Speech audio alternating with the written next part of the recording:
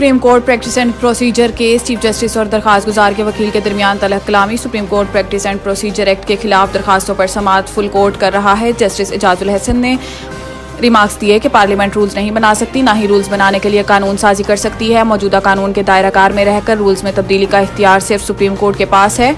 Chief justice Pakistan ने कहा है कि आइन कहता है कि सुप्रीम कोर्ट अपने प्रैक्टिस एंड प्रोसीजर के रूल्स बनाने के लिए बाइख्तियार है। सुप्रीम कोर्ट आइन से बाला रूल्स बनाता है तो कोई तो याद दिलाएगा कि आइन के दायरे में रहें। जस्टिस एजाजुल अहसन ने कहा है कि आइन तो पहले ही सुप्रीम कोर्ट को पाबंद करता है कि आइन और कानून के मुताबिक रूल्स बनाएं, जबकि चीफ जस्टिस पाकिस्तान ने आबिद जुबैरी से मुकालमा करते हुए कहा है कि वक्त कम है, जल्दी से मेरे सवालात का जवाब दें कि सब्जेक्ट टोला को निकाल दें तो रूल्स बनाने के इख्तियार पर क्या फर्क पड़ेगा। सदर supreme court bar association Abid Zubairi ने अपने दलाइल में कहा है कि आइन से आइन और कानून के मुताबिक रूल्स बनाने के अल्फाज हटा दिए जाएं तो भी फर्क नहीं पड़ेगा, जिस पर जस्टिस काजी फाइज ईसा ने कहा है कि बस ठीक है, जवाब आ गया, अगले नुक्ते पर जाएं।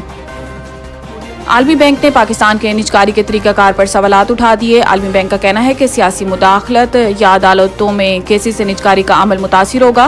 पाकिस्तानी हुकूमत कंपनियों का मुनाफा जनूबी एशियाई ममालिक में सबसे कम है। पाकिस्तानी हुकूमत कंपनियों का 2014 में मुनाफा GDP के 0.8% था और 2020 में सरकारी कंपनियों के नुकसान GDP के 0.4% के बराबर रहे थे। आलमी बैंक ने कहा है कि पाकिस्तान का निजकारी प्रोग्राम 2007 के सुप्रीम कोर्ट के फैसले के बाद से रुक गया है। सुप्रीम कोर्ट के पाकिस्तान स्टील मिल्स और रिकॉर्डिंग फैसलों से पाकिस्तान का आलमी सतह पर मुआहिदों को पासदारी न करने वाले ममालिक के तौर पर उभरा। आलमी बैंक ने मजीद कहा है कि सियासी जमातें भी निजकारी प्रोग्राम पर मुत्तफिक नहीं है और दूसरे ममालिक की हुकूमतें कंपनियों को निजकारी पर अदालतों में केसेस का इम्कान है।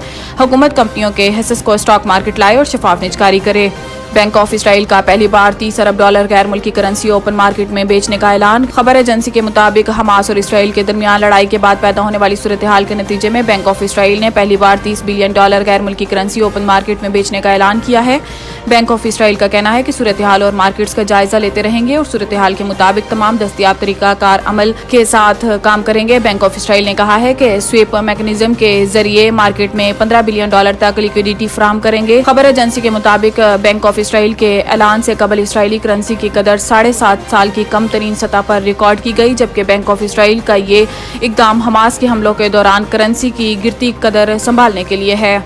इमरान खान का अडियाला जेल का सेल छोटा होने का शिकवा, जज का दीवार तोड़कर कमरा बड़ा करने की हदायत। जराये के मुताबिक आज साइफर केस की अडियाला जेल में समाअत के दौरान चेयरमैन PTI इमरान खान और वाइस चेयरमैन शाह महमूद कुरैशी को अदालत से मुत्तसिल जालियों वाले कमरे में लाया गया। जज अबुल हसनात जुल्कुरनैन के हुक्म पर चेयरमैन PTI और शाह महमूद कुरैशी को कमरा अदालत में बिठाया गया। चेयरमैन PTI और शाह महमूद कुरैशी साथ साथ कुर्सियों पर कमरा अदालत में बैठे।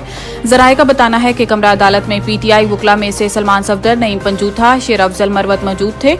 जराये का कहना है कि PTI वकला ने समाअत शुरू होते ही हाई कोर्ट में दायर दरखास्तों का हवाला दिया और समाअत मुलतवी करने की इस्तदा की, जिस पर जज ने कहा है कि आपके कहने पर नकुल तकसीम की तारीख रखी थी, हाई कोर्ट के स्टे का कोई फैसला दिखा दें।